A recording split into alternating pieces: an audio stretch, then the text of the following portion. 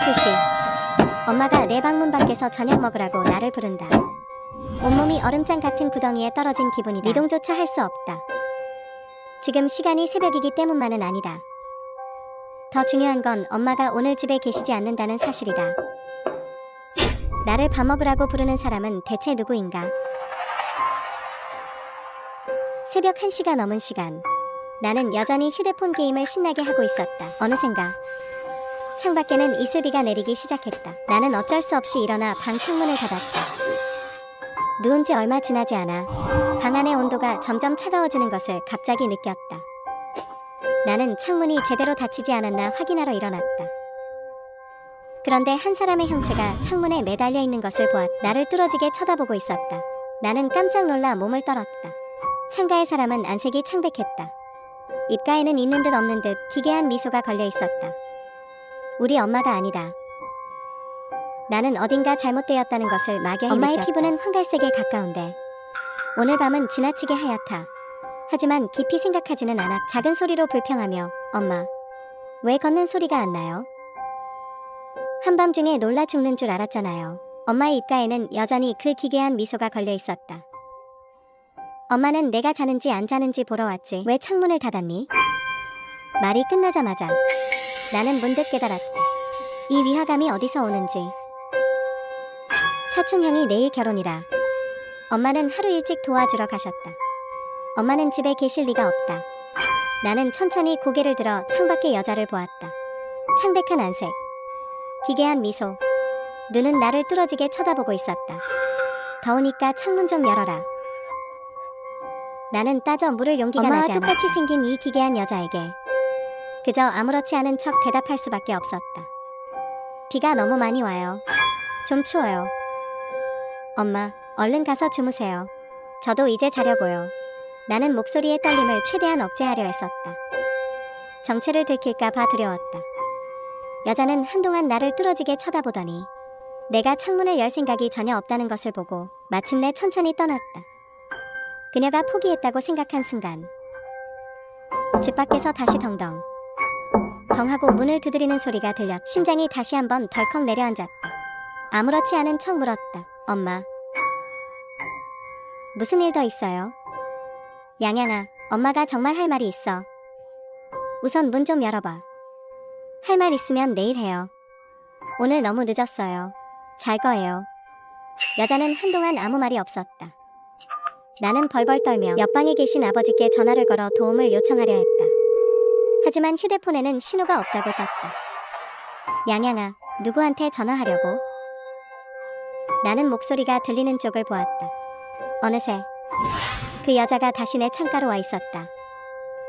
내 손에 들린 휴대폰을 뚫어지게 쳐다보고 있었다. 섬뜩한 기운이 몰려왔다. 나는 겁에 질려 몸을 뒤로 확 젖혔다. 더 이상 참지 못하고 소리쳤다. 당신 누구야? 대체 뭘 하려는 거야? 내가 내 엄마잖아. 양양아, 무슨 소리를 하는 거니? 여자는 자신이 이미 들켰다는 것을 알았다. 얼굴의 표정이 점차 흉측하게 변했다. 착한 딸아, 어서 엄마한테 문 열어줘. 그녀는 손가락으로 유리를 세게 긁어댔다. 끼익 하는 소리가 났다. 나는 무너져 내리며 큰 소리로 외쳤다. 아버지를 깨우려 했었다. 하지만 어찌 된 일인지 분명 몇 미터밖에 떨어져 있지 않은데 평소 잠궈가 밝은 아버지가 오늘 이렇게 큰 소동이 났는데도 일어날 기미가 보이지 않았다. 나의 비명은 아버지를 깨우지 못했다. 그 여자는 한 손으로는 계속 유리를 긁고 다른 한쪽으로는 머리를 세게 들이받았다. 쾅 하는 소리와 함께 커다란 성의 꽃이 내 창가에서 터져나왔다. 여자의 형체가 거의 흐릿해질 정도였다. 하지만 그녀는 통증을 느끼지 못하는 것 계속 쾅쾅대며 유리를 들이받았다. 곧 유리 전체가 선혈로 가득 찼다. 심지어 일부는 창문 틈을 타고 방 안으로 흘러들어왔다. 나는 완전히 겁에 질려 멍해졌다. 이런 충격 빈도라면 유리는 조만간 그녀에게 박살날 것이었다. 죽음을 피할 수 없겠다고 생각한 순간 충격음이 멈췄다. 창문은 이미 선혈로 가득 덮여 있었다. 여자의 형체는 보이지 않았다. 거친 숨소리만 들릴 뿐이었다. 목구멍에서는 하하 거친 소리가 났다. 잠시 후 그녀가 기괴한 웃음소리를 내뱉었다. 시간이 됐네. 오늘은 운이 좋은 줄 알아. 내일 밤에 엄마가 다시 올게. 밖은 서서히 조용해졌다. 하지만 나는 여전히 침대에 앉아 움직이지 못했다. 방 밖의 동태를 주의 깊게 살폈다. 한참 동안 아무 소리도 들리지 않았다. 나는 살며시 창문으로 다가갔다. 바깥 상황을 살펴보려 했다. 하지만 눈을 창문에 대는 순간 흰자가 보이지 않는 두 눈이 갑자기 들이닥쳤다. 나는 심장이 멎을 듯한 공포를 느꼈다. 뒤로 확 자빠졌다. 밖에서 들려오는 웃음소리가 점점 멀어졌다. 나는 침대 위에 몸을 웅크렸다. 아침 6시까지 버텼다. 놀랍게도 더 이상 아무런 괴한 일도 일어나지 않았다. 그제야 겨우 비몽사몽간에 잠시 잠이 들었다.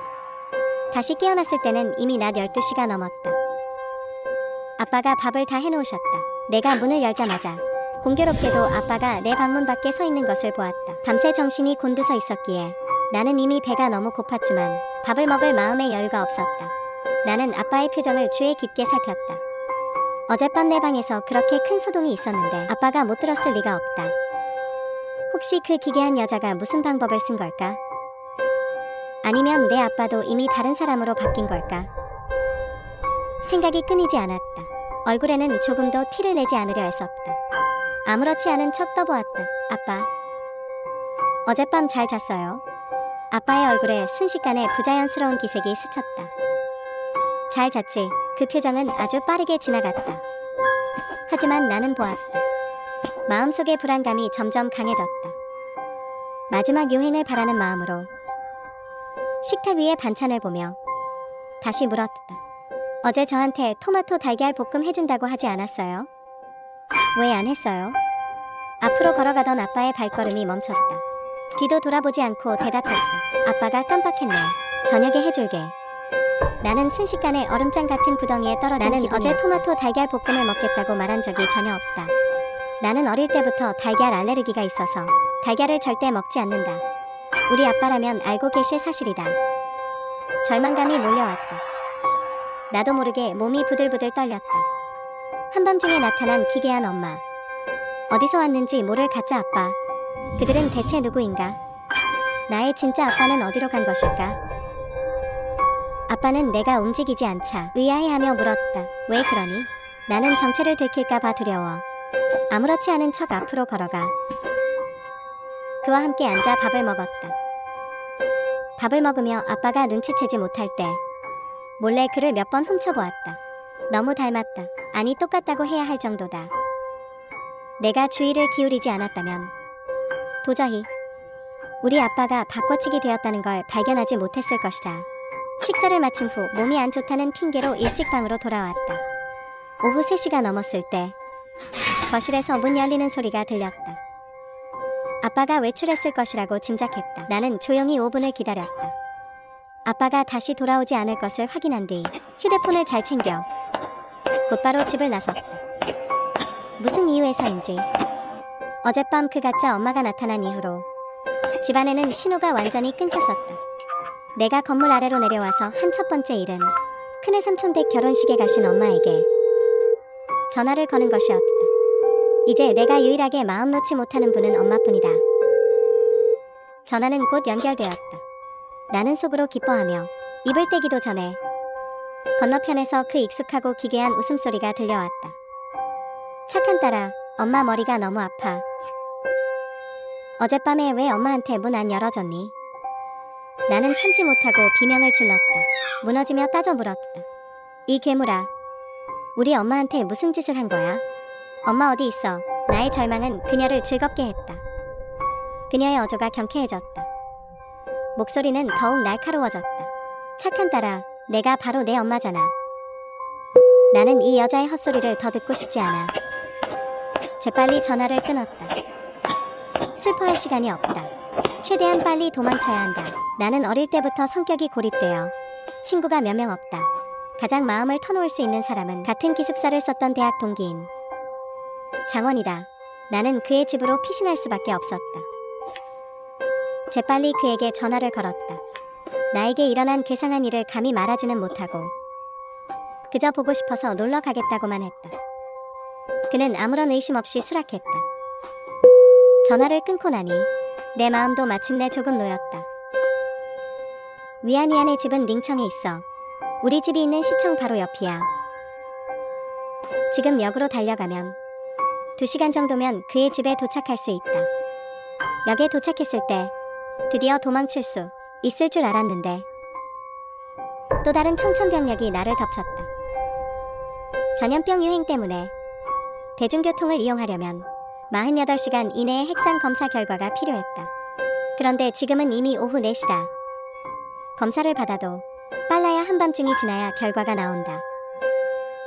나의 탈출 계획은 수포로 돌아갔다. 하지만 절대로 그 집으로 다시 돌아가지는 않을 것이다. 나는 근처 방역 거점에서 핵산 검사를 받고 택시를 타고 우리 집에서 아주 먼 곳으로 가서 호텔을 하나 찾았다. 더 이상 일은 생기지 않을 것 같았지만 만약을 위해 나는 일부러 창문이 없는 방을 잡았다.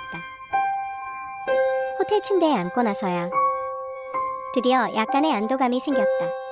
오늘 하루 일어난 일들을 생각하기 시작했다. 부모님의 기이한 실종, 다른 사람이 가장하여 나를 해치려 하는 것. 이런 상황에서 내가 신고를 해봤자 경찰은 나를 믿지 않을 것이다. 오히려 뱀을 놀라게 하여 풀숲으로 숨게 하듯 그 2사람을 자극해 화를 입을 수도 있다. 그래서 나는 스스로를 구할 수밖에 없다. 밤에 나는 혼자 호텔 침대에 앉아 있었다. 심장은 긴장 때문에 미친 듯이 뛰었다. 시계 바늘은 곧 새벽 1시를 가리켰다. 이렇게 시간이 지났는데도 아무 일이 없자 나도 모르게 긴장이 조금 풀렸다. 생각해보면 그들이 그렇게 대단한 능력이 있지는 않을 것이다. 하루 종일 돌아다닌 데다 정신이 곤두서 있었기에 수면 장애가 있는 나였지만 나도 모르게 잠이 들고 말았다. 얼마나 지났을까? 꿈결에 다시 손톱으로 긁는 소리를 들은 것 같았다. 이 소리는 점점 커졌다. 처음에는 손가락 하나를 살살 긁는 것 같더니 곧 10손가락으로 긁어대는 소리로 변했다. 끼끼. 나는 깜짝 놀랐겠다. 재빨리 베개 옆에 휴대폰을 집어들었다. 역시나 신호가 없었다. 나는 포기하지 않고 협탁 위에 있는 호텔 내선 전화를 들어 재빨리 안내 데스크로 걸었다. 그것 역시 연결되지 않았다. 다행히 방에는 창문이 없었다. 나는 침대 위에 몸을 꽉 웅크렸다. 조금의 소리도 내지 못했다. 방 안에서 오랫동안 아무런 기척이 없자 문밖의 괴물은 동작을 멈췄다. 문에 귀를 대고 자세히 듣고 있는 것 같았다. 나는 입을 꽉 막았다. 호흡조차 최대한 낮췄다. 문밖의 괴물에게 들킬까봐 너무 두려웠다. 잠시 후 괴물이 포기했다고 생각한 순간 공허한 중얼거림이 들려왔다. 그것과 함께 여자의 날카로운 목소리가 이어졌다. 딸아, 아빠는 내가 안에 있다는 걸 안단다. 너 왜 집에 안 오니? 아빠가 토마토 달걀 볶음 안 해줘서 화난 거야. 뒤이어 여자의 날카로운 목소리가 울렸다. 양양아, 집에 와서 밥 먹자. 엄마가 토마토 달걀 볶음 해놨어. 나는 그들이 나를 떠보는 것임을 알아. 나는 여전히 입을 막고 아무 말도 하지 않았다. 2사람은 한동안 더 설득했지만 효과가 없었다. 여자가 화가 나 소리쳤다.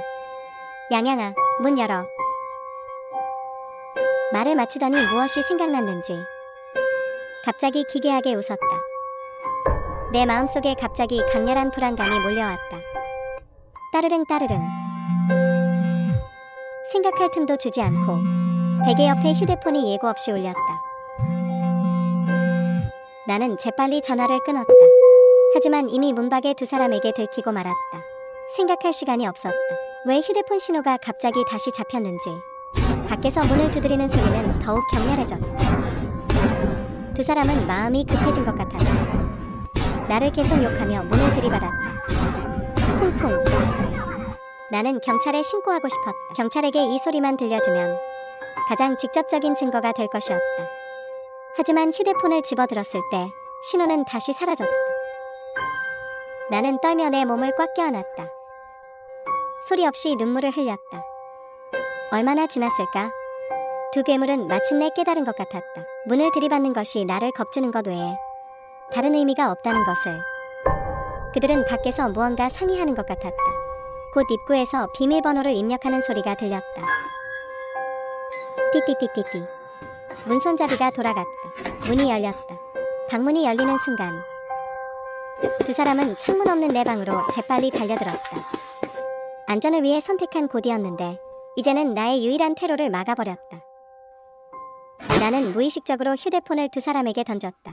앞서 달려오던 남자가 머리에 세게 맞았다. 남자의 이마를 타고 선혈이 흘러내렸다. 남자가 다친 것을 본 여자는 욕설을 내뱉으며 양손을 휘둘러 나에게 덮쳐왔다. 나는 다시 침대 옆에 전화기를 들어 내리쳤다. 그녀가 몸을 피한 뒤 곧바로 내 목을 졸랐다. 필사적으로 발버둥 치며 싸웠다. 거의 벗어나려 할 때 얼굴이 피범벅이 된 남자가 칼을 들고 나에게 다가왔다. 착한 딸아, 어떻게 아빠를 때릴 수 있니? 이렇게 말을 안 듣다니 차라리 아빠가 내 손을 잘라버리는 게 어떨까? 그는 말을 하며 나에게 다가왔다.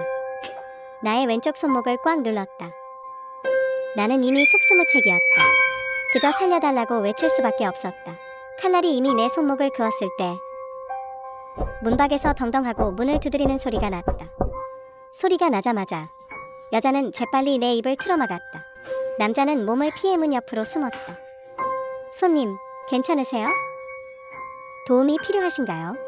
호텔 안내 데스크 직원의 목소리가 밖에서 들렸다. 손님, 괜찮으신가요? 방 안에서 한참 동안 대답이 없자 데스크 직원의 목소리가 다시 들렸다. 전 괜찮아요. 그냥 악몽을 꿨어요. 여자가 내 목소리를 흉내내며 말했다. 도와드릴까요? 아니요, 이제 마음이 진정됐어요. 대화가 끝났다. 데스크 직원은 하이힐 소리를 또각또각 내며 멀어졌다.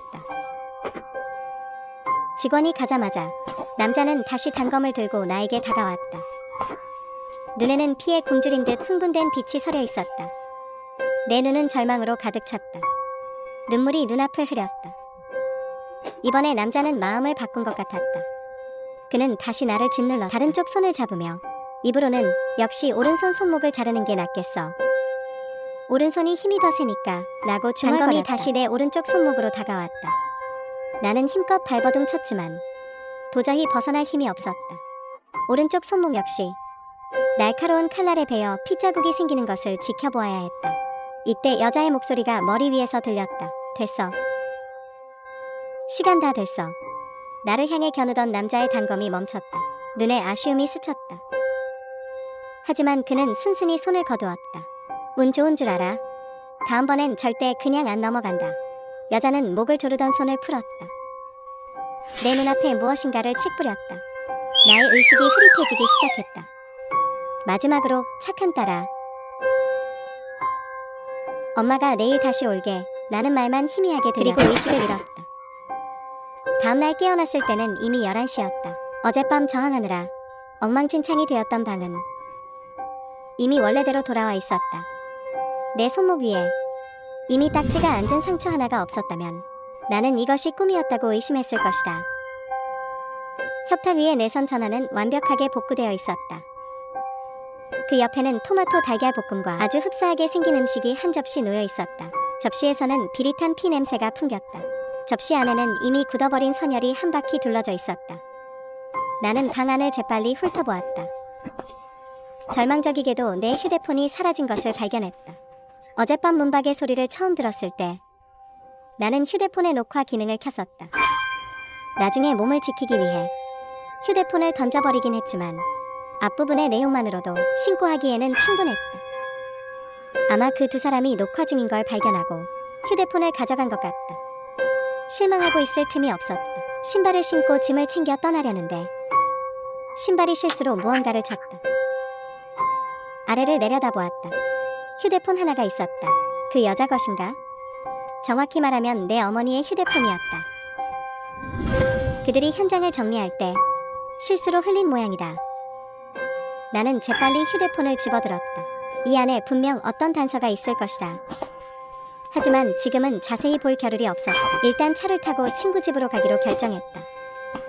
나는 걸어가며 위챗 미니 프로그램을 열었다. 교통수단을 이용하기 위해 나의 건강 코드를 추가하려 했다. 눈을 힐끗 돌렸을 때 뜻밖의 사실을 발견했다. 그녀의 건강 코드에 어제 날짜의 핵산 검사 보고서가 있었다. 그녀가 핵산 검사를 왜 했을까? 어디로 가려고 했던 걸까? 나는 걸어가며 그녀의 행적 코드를 열었다. 7일 이내에 그녀가 영성에 갔었다는 표시가 떴다. 내 머릿속에 무언가 스쳐 지나갔지만 너무 빨라 붙잡지 못했다. 더 이상 생각할 시간도 없었다. 곧 다시 여객 터미널에 도착했다. 이번에는 드디어 순조롭게 차에 올랐다. 나는 길게 안도의 한숨을 내쉬었다. 드디어 이 귀신 같은 곳에서 탈출하는구나.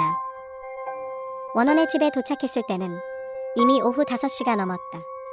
그는 일찍부터 나를 위해 풍성한 음식을 준비해 기다리고 있었다. 원원은 고아였다. 아주 어릴 때 한 할머니에게 거두어졌지만 반년 전 할머니가 갑자기 정신 이상 증세를 보이며 미치셨고 얼마 지나지 않아 병으로 돌아가셨다. 지금 이 집은 할머니가 그에게 남겨주신 것이다. 그 무렵 원원은 자주 우울해했고 나는 그의 곁을 지키며 위로하고 달래주었다. 바로 그 시기에 우리 관계는 급격히 가까워졌고 무엇이든 털어놓는 절친한 친구가 되었다. 원원은 자주 말했다. 나도 성이 장씨고 너도 장씨잖아. 어쩌면 우리 전생의 친자매였을지도 몰라. 천천히 저녁 식사를 마친 뒤 나는 오랜만에 안도감을 느꼈다. 원원은 겁이 많았다. 몇 번을 고민한 끝에 나는 여전히 그에게 나에게 일어난 일들을 숨기기로 했다. 우리는 11시가 넘도록 이야기를 나누다 둘 다 너무 졸려서 방으로 돌아가 자려고 했다. 그런데 내가 침대에 막 누웠을 때 원원이 당황하며 문을 밀고 들어왔다. 미안해. 양양아, 내 남자친구가 갑자기 맹장염이라 병원에 입원했대. 내가 가봐야 할 것 같아. 이건 널 위해 준비한 우유야. 너 먼저 자고 있어. 그는 나에게 우유를 건네주고는 서둘러 나갔다. 그가 떠나자 집 전체에는 나 혼자만 남게 되었다. 나는 다시 마음이 불안해지기 시작했다.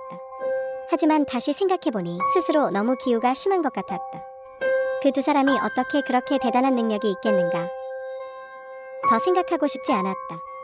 우유를 마시고 침대에 누워 잠이 들었다. 이 잠은 매우 불안정했다. 꿈속에서 그 남녀가 다시 한번 나를 향해 칼을 겨눴다. 칼날이 내 대동맥을 찌르려는 순간 나는 소스라치게 놀라 잠에서 깼다. 시간을 보니 겨우 새벽 1시가 넘었다. 안도의 한숨을 내쉬기도 전에 갑자기 입구에서 철컥철컥 문 여는 소리가 들렸다. 나는 자기 전에 숨겨둔 칼을 조용히 쥐었다. 문은 곧 열렸다. 나는 눈을 가늘게 뜨고 나에게 다가오는 사람이 원원임을 확인했다. 내 머릿속은 백지장이 되었다. 설마 내 가장 친한 친구까지 대체된 것일까? 생각이 너무나 혼란스러웠다. 원원은 곧 내 침대 곁으로 다가왔다. 나는 조용히 칼을 꽉 쥐었다. 그의 다음 동작을 기다렸다. 하지만 그는 그저 침대 곁에 서서 나를 바라볼 뿐이었다. 그 뜨거운 시선은 마치 값을 매기려는 물건을 훑어보는 것 같았다. 얼마나 지났을까? 그가 계속 지켜만 볼 것이라고 생각한 순간 그가 오른손을 뻗어 내 뺨을 어루만졌다. 생리적인 거부감이 들었다. 걷잡을 수 없이 소름이 돋았다. 그도 단번에 내가 자는 척하는 것을 알아챘다. 내 얼굴 위를 맴돌던 손이 순식간에 내 목을 움켜쥐었다. 나는 베개 밑에 날카로운 칼을 꺼내 빠르게 그를 찔렀다.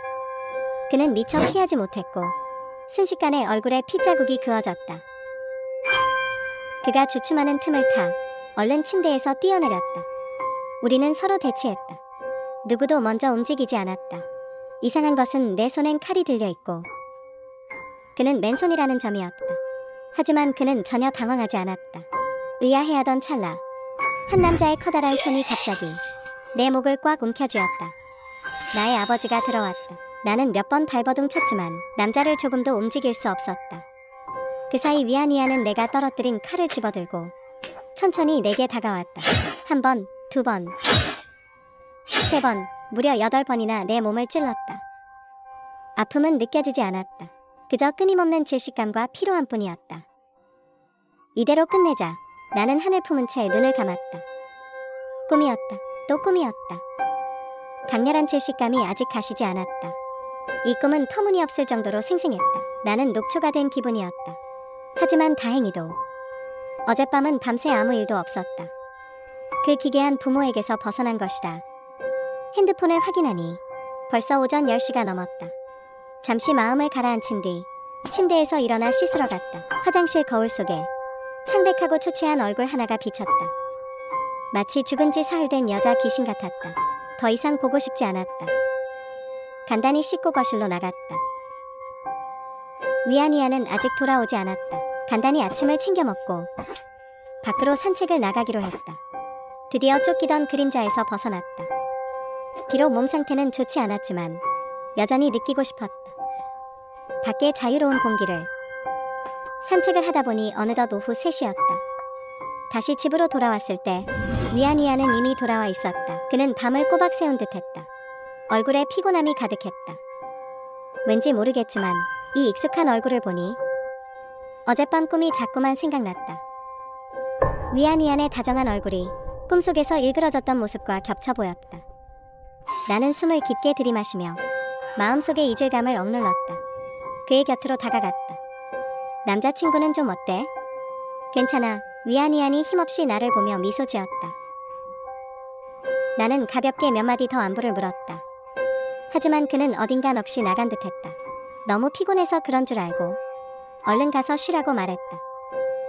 저녁에 일찍 밥을 차려놓고 위안이야를 깨워 밥을 먹으려던 참이었다. 방문에 다다랐을 때 안에서 말소리가 희미하게 들려왔다. 위안이야는 목소리를 낮추려 애쓰고 있었다. 하지만 그의 말투에서는 억누를 수 없는 분노가 느껴졌다. 내가 널 속이다니 그게 무슨 소리야? 우리 감정이 다 가짜였어? 금방이라고 말했잖아. 앞뒤 맥락 없는 말들이 몇 마디 들려왔고 정신을 집중해 자세히 들으려 할 때 방 안에서 깜짝 놀라는 소리가 들렸다. 나야 위안. 잠 깼어? 나와서 밥 먹어. 나는 무의식적으로 엿들은 것을 숨겼다. 방 안에서 다시 작은 소리로 투덜거리는 소리가 들렸다. 곧 위안과 그 일행이 나왔다. 왜인지 모르겠지만 나를 바라보는 그의 눈빛이 서늘하게 느껴졌다. 나는 내가 너무 예민한 탓이라며 스스로를 다독였다. 간단히 밥을 먹고 몇 마디 채 나누기도 전에 위안에게 전화가 왔다. 그는 다시 서둘러 밖으로 나갔다. 그는 평소처럼 내게 우유 한 잔을 건네며 자기 전에 마시라고 당부했다. 걱정 어린 그의 눈빛을 보니 나도 모르게 방금 전의 의심이 미안해졌다. 시간이 아직 일렀다. 방으로 돌아온 뒤 할 일이 없어 어머니의 핸드폰을 꺼내 다시 단서를 찾으려 했다. 그런데 위챗을 켜자마자 로그아웃 되어 있는 것을 발견했다. 적을 놀라게 할까 봐 무서워서 감히 다시 로그인하지 못했다. 단서가 끊겼다. 조금 실망스러웠지만 어쩔 도리가 없었다. 피로감이 몰려왔다. 우유를 마시고 일찍 잠자리에 들 준비를 했다. 기운을 보충해야 했다. 비몽사몽 막 잠이 들려는데 갑자기 위가 경련을 일으켰다. 나는 일어나 서둘러 화장실로 달려갔다. 곧이어 오늘 먹은 것들을 전부 토해냈다. 나는 온몸에 힘이 빠진 채 변기 옆에 주저앉았다. 위가 여전히 쥐어짜듯 아팠다. 잠시 안정을 취한 뒤 비틀거리며 방으로 돌아왔다. 얼마나 지났을까? 그제야 비몽사몽 잠이 들었다. 이번에도 잠자리가 편치 않았다. 꿈속에서 나는 그 남녀에게 끊임없이 눌려 차디찬 물속으로 처박혔다. 위안이야는 옆에서 득의양양하게 웃고 있었다. 얼굴은 일그러져 있었고 추위에 온몸을 벌벌 떨다가 금방 깨어났다. 너무 춥다. 그런 꿈을 꿀만도 했다. 지금은 한여름인데 방 안의 온도는 마치 늦가을 같았다. 추위에 손이 감각을 잃을 정도였다. 고개를 들어보니 언제 그랬는지 모르겠지만 방 안의 에어컨이 16도로 맞춰져 있었다. 나는 서둘러 리모컨을 집어 에어컨을 껐다. 누굴까? 집엔 나 혼자뿐이어야 하는데 설마 위안이 돌아온 걸까? 그런데 왜 이런 짓을 했을까? 마음이 진정되지 않았다. 순식간에 머릿속에 수많은 추측이 스쳤다. 갑자기 거실에서 문 열리는 소리가 들렸다. 위안이 방금 돌아온 것이었다. 발소리를 들어보니 혼자가 아니었다. 곧 거실에서 소란스러운 말소리가 들려왔다. 그들은 나를 깨울까 봐 걱정하는 기색이 전혀 없었다. 말소리가 아주 컸다. 그 계집애가 우리 때문에 깨면 어떡해? 마침 깼으면 그냥 바로 죽여버려. 그럴 리가. 우유에 탄 수면제면 내일 낮까지 자기에 충분해. 마지막 목소리의 주인공은 위안이었다. 그리고 앞에 두 사람은 다름 아닌 나를 계속 쫓던 그 남녀였다. 방금 겨우 따뜻해졌던 몸이 다시 벌벌 떨리기 시작했다. 나는 전신의 한기를 참아내며 떨리는 걸음으로 문가에 다가가 문을 향해 귀를 기울였다. 남자의 걸걸한 목소리가 다시 들려왔다. 이 계집애는 왜 아직도 안 죽는 거야? 애가 제일 겁쟁이 아니었어? 정말로 우울증 있는 거 확실해? 내가 왜 모르겠어? 내가 걔 엄마야. 재작년부터 서양약에 굴복하기 시작했어. 우리 몰래 훔쳐 먹기까지 했다고. 우리가 걱정할까 봐 그랬겠지? 게다가 널 입양한 그 죽은 노파도 그렇게 우리한테 놀라서 죽은 거 아니야? 지금 걔 정신 상태라면 자살은 시간 문제야. 위안의 기분이 다소 초조해 보였다. 빨리 서둘러. 자홍이 이미 알게 됐어. 걔가 안 죽으면 죽는 건 나야. 안 되겠다. 이왕 이렇게 된 거 끝장을 내자. 그동안 걔를 얼마나 키워줬는데 이제 은혜를 갚을 때도 됐지. 경찰에 들키기라도 하면 모든 책임은 내가 질게. 다른 두 사람은 잠시 침묵했다. 여자가 먼저 입을 뗐다. 길어야 보름이야. 그래도 안 죽으면 위험을 무릅쓰고라도 직접 나설 수밖에 없어. 됐어. 일단 자자. 내일 더 중요한 일이 있으니까. 이 말을 할 때 여자의 말투는 다소 부드러워졌다. 대화는 거기서 일단락되었다. 나는 어떻게 침대로 돌아와 계속 자는 척을 했는지 모르겠다. 머릿속으로 세 사람의 대화 내용을 끊임없이 되새겼다.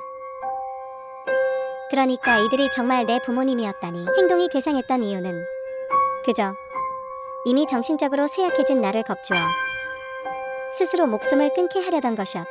그들이 두 번이나 새벽 2시에 나타났다가 3시에 떠난 것도 이상할 게 없었. 나는 무슨 살인 규칙이라도 있는 줄 알았는데 이제야 깨달았다. 그들은 나를 죽일 용기가 없었던 것이라. 하지만 내가 반항할 힘이 없을 때조차 나를 죽이지 않는다면 오히려 내 의심을 살 수 있으니 신비로운 시간 제한을 둔 것이었다. 그리고 위안을 입양한 할머니도 아마 그런 식으로 그들에게 당한 것이겠지. 그들은 이제 똑같은 방식으로 나를 죽이려 하고 있다. 대체 왜일까? 그들은 도대체 무엇을 하려는 걸까? 내 부모님은 왜 남을 도와 범행을 저지르는 걸까? 친딸인 나조차 놓아주지 않으려 하다니. 위안이 말한 내가 죽지 않으면 자기가 죽는다는 건 또 무슨 뜻일까? 풀어야 할 의문이 너무 많았다. 당장 달려나가 그들에게 따지고 싶었다. 왜 나한테 이러느냐고. 하지만 그럴 수 없었다. 지금 정체를 드러내면 나는 반드시 죽을 것이다. 나는 죽을 수 없다. 반드시 진실을 밝혀내야 한다. 밤새도록 나는 이후의 일을 계획했다. 다음 날 아침 10시 방에서 나오자마자 거실에 앉아있는 위안을 보았다. 나는 아무 일도 없었다는 듯 물었다. 오늘 왜 이렇게 일찍 왔어? 남자친구는 좀 어때? 많이 좋아졌어. 맹장염은 큰 병 아니니까 금방 퇴원할 수 있을 거야. 병원엔 언제 가? 인터넷으로 꽃을 주문했거든. 너희 집에서 지내고 있는데 내 남자친구가 입원했다니 내가 병문안이라도 가야지. 이따가 같이 가자. 위안의 표정이 굳어졌다. 그는 서둘러 거절했다. 아니야 됐어. 양양, 걔 방금 수술 끝나서 상태가 별로 안 좋아. 내 마음은 내가 전해줄게. 퇴원하면 우리가 밥 살게. 나는 더 강요하지 않고 겉으로는 알겠다고 대답했다. 오전 11시가 넘었을 무렵 한껏 꾸민 위안이 병원에 가야 한다고 말했다. 남자친구 보러 가나 보네. 나는 속으로 비웃었다. 저렇게 차려입고 병원에 가다니 얼마나 좋은 일이 있길래. 모르는 사람이 보면 남자친구가 등남이라도 한 줄 알겠어. 하지만 겉으로는 여전히 내색 없이 고개를 끄덕였다. 어젯밤 그들의 대화 내용으로 보아 오늘은 분명 아주 중요한 일이 있는 날일 것이다. 나는 잠시 망설이다가 그를 미행하기로 결정했다. 이것은 내게 몇 안 되는 기회였다. 목적지에 금방 도착했다. 아주 화려한 호텔이었다. 위안이 도착했을 때 호텔 문 앞에는 이미 한 남자가 기다리고 있었다. 몇 달 전 우연히 한 번 본 적 있는 사람이었다. 이 사람이 바로 위안위안이 맹장염으로 입원했다는 남자친구 린자헝이었다. 곧이어 중년 부부 두 쌍이 잇따라 도착했다. 그중 한 쌍은 내 부모님이었고 다른 한 쌍은 아마도 린자헝의 부모님인 듯했다. 그들이 말한 이 중요한 일은 분명 어린 연인들의 상견례 자리였다.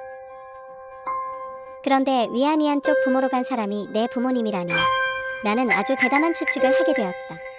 입구에 6사람은 인사를 나누고 안으로 들어갔다. 안까지 따라갈 용기는 없어서 그냥 집으로 돌아와 다음을 기약했다. 집에 돌아오자마자 나는 위안위안의 방으로 직행했다. 서너 걸음의 책상 앞으로 다가와 서랍을 힘껏 2번 당겼지만 잠겨 있었다.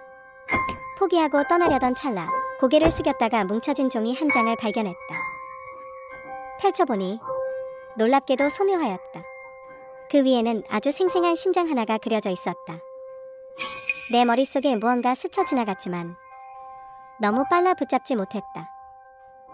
모든 물건을 조심스럽게 제자리에 돌려놓고 나는 그의 방에서 나왔다. 위안위안의 방에서 단서를 찾지 못했으니 여기 더 머물러 있는 것은 아무런 의미가 없었다. 집으로 가야 했다. 내 집에는 내 추측을 확인할 수 있는 무언가가 있을 것이었다. 그리고 나는 그것이 어디 있는지 대강 짐작이 갔다. 곧바로 계획을 세웠다. 오후 5시 위안위안이 밖에서 돌아왔다. 얼굴에는 감출 수 없는 미소가 가득했다. 우리는 가식적인 안부 인사를 주고받았고 그 후 그는 방으로 돌아가려 했다. 나는 아무렇지 않은 척했지만 사실 곁눈질로 계속 지켜보고 있었다. 그가 방문 앞에 다다랐을 때 발걸음이 멈추더니 얼굴의 미소가 순식간에 사라졌다. 심장이 철렁 내려앉았다. 망했다. 그는 분명 내가 자기 방에 몰래 들어간 걸 눈치챈 것이다. 머리를 빠르게 굴리며 일부러 무심코 말을 꺼냈다. 맞다. 오늘 주문한 꽃 내 방에 뒀어. 내 남자친구가 필요 없다니까. 여자친구인 내가 대신 받아줘. 내 성이라고 생각해줘. 문을 열려던 위안위안의 손이 멈췄다. 뒤를 돌아 나를 빤히 쳐다보는데 눈 속에 알 수 없는 빛이 번뜩였다. 나도 태연하게 그를 마주 보았다. 얼마나 시간이 흘렀을까? 그의 얼굴에 가식적인 미소가 떠올랐다. 그럼 고마워, 양양. 내 마음은 내가 자홍에게 꼭 전해줄게. 말을 마친 그는 뒤도 돌아보지 않고 방으로 들어갔다. 그가 문을 닫는 순간 나는 그제야 안도의 한숨을 내쉬었다. 등 뒤는 이미 식은땀으로 흥건했다. 저녁에 위안위안은 평소처럼 맹장염 걸린 남자친구를 보러 병원에 가려. 오늘은 내 우유 안 챙겨줘? 내가 그의 등 뒤에서 나직이 물었다. 떠나려던 위안위안의 발걸음이 멈췄다. 미안, 오늘 너무 바빠서 깜빡했네. 양양, 마시고 싶으면 내가 직접 좀 끓여 마셔. 나는 손을 흔들어 괜찮다는 표시를 했다. 그는 더 의심하지 않고 서둘러 떠났다. 새벽 2시 거실 문 소리가 들리자마자 나는 즉시 눈을 떴다. 호신용 칼을 쥐고 몸을 숨겨 방문 뒤로 갔다. 문을 향해 귀를 기울이니 두 사람이 조용히 내 방문 앞으로 다가오는 소리가 들렸다. 뒤이어 문을 세게 두드리는 소리가 났다. 울부짖는 소리에도 방 안이 조용하자 그들은 내가 지난번처럼 침대 위에서 벌벌 떨고 있는 줄 알았다. 곧 문 잠금 장치를 푸는 소리가 들렸다. 문이 열리는 찰나 나는 두 사람이 무방비한 틈을 타 칼을 찔렀다. 앞장섰던 여자의 오른팔에 커다란 구멍이 났다. 피가 멈추지 않았다. 빠르게 한 번 더 찔렀다. 그의 등 부분을 찔렀다. 3번을 연달아 찌르자 여자는 이미 고통에 못 이겨 쓰러졌다. 남자가 경로하며 내 손에서 빼앗은 칼을 들고 내 팔을 2번 세게 그었다. 나는 죽을 힘을 다해 소리를 지르며 구석으로 물러났다.